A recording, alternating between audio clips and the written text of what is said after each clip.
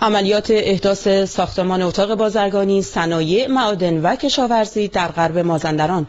ساختمان اتاق بازرگانی غرب استان در 1 سال آینده در تن کابون به بهره برداری خواهد رسید.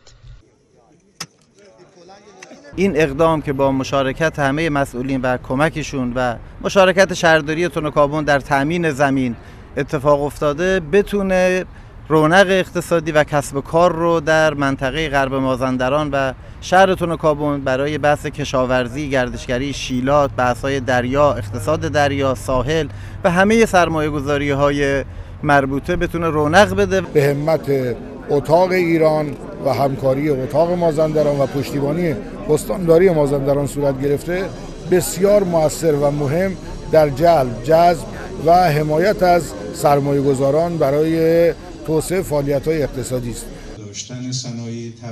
همایشی جهت توسعه استان‌های شمالی به ویژه غرب مازندران در مجتمع امام خمینی تن کابون. سرمایه‌گذاران و فعالین اقتصادی برای اینکه بتونن با هم ارتباط داشته باشن، با نهادهای دولتی ارتباط بگیرن، تعامل برقرار کنن و کمک کنن به مجموعه دولتی، ما این مجموعه را نداشتیم. همچین چیزی این منطقه میطلبید و من مطمئنم که میتونه در صادرات گل و گیاه، کشاورزی، کیوی و همچنین صنایع تبدیلی بسیار مفید باشه. اتاق بازرگانی معمولا کارش مشخصه، نماینده بخش خصوصیه و اتاق هم کارش حوزه اقتصادی.